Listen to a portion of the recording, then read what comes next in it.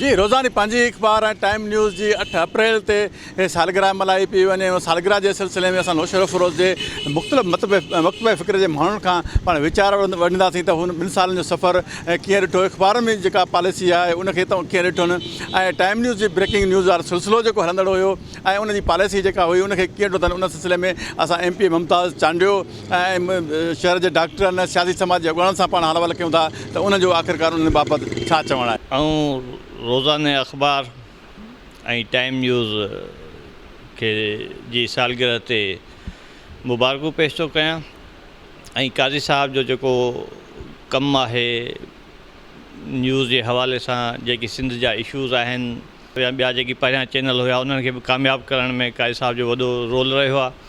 सिंध जे हर इशूज़ ते तमामु बहितरीनु कमु पई करे। सर्वे जेका पंहिंजी अख़बार में हलंदी आहे ऐं जेका आम अवामी राय जेका पंहिंजी अख़बार शाया करे थी, इहा बहितरीनु हिकिड़ो अमल आहे जो पंहिंजनि में वेही करे, पंहिंजे गढ़ में वेही करे, पंहिंजे माण्हुनि में वेही करे मसइलनि खे उजागर करण जे लाइ पंहिंजी अख़बार नुमाया किरदारु अदा कयो आहे। टाइम न्यूज़ बि तमामु बहितरीनु हिकिड़ो चैनल आहे ऐं थोरे वक़्त में हुन पंहिंजो मयार ऐं पंहिंजी जेका हिकिड़ी क्वालिटी आहे उहा बरक़रार रखी आहे। अलाह शुक्र आहे हिकिड़ी सिंध जी सहाफ़त में हिकिड़ो नओं रंग आहे ऐं अली काज़ीअ खे इहो आउं वोट ॾींदुसि त हुन में हिकिड़ो नई जिद्दत आहे ऐं महिनत लगन हुनजो पंहिंजो आहे।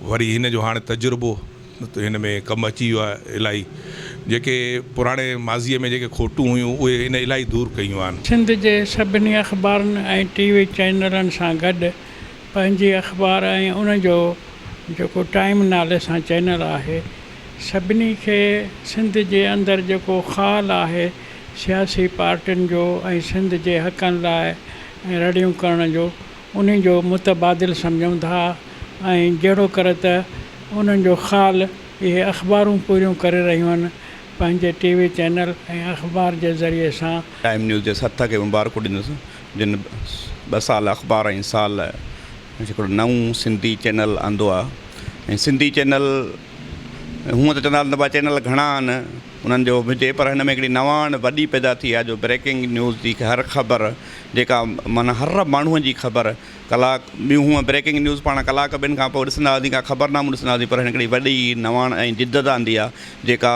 माना आउं सम्झां थो सिंधी चैनलनि में अॻु में न हुई। पंहिंजी अख़बार ऐं टाइम न्यूज़ त हर वक़्तु हर घड़ी हर पल जी ख़बर अहिड़ी सुहिणे अंदाज़ में मुंहिंजे ख़्याल में ॿिए कंहिं अहिड़े बि चैनल ते कोन थी हले जहिड़ी टाइम न्यूज़ ऐं पंहिंजी अख़बार जेका कवरेज जे पे सियासी समाजी मसइला हुजनि, रांदियुनि जा मसइला हुजनि या सिंध जो को इशू हुजे। जी रोज़ानी पंहिंजी अख़बार टाइम न्यूज़ बाबति हितां चूंडियल नुमाइंदनि ऐं सियासी समाज जे अॻुवाणनि जा वीचार ॿुधा। हुनजो चवणु आहे त टाइम न्यूज़ ऐं पंहिंजी अख़बार सहाफ़त में जिदत आंदी आहे। इन अहिड़े दौर में सर्वाइव कयो आहे जंहिं दौर में मीडिया जी अदारा बुरानी कैफ़ियत जो शिकार आहे। लॉकडाउन सबबि मुआशी हालतूं सफ़ा कमज़ोर हुयूं, उन बावजूदि रोज़ानी पंहिंजी अख़बार पंहिंजो मयार बरक़रार रखंदे हिन रुॻो वॾी सर्कुलेशन वारी अख़बार साबित थी आहे। पर टाइम न्यूज़ बि पंहिंजो पाण मल्हायो आहे।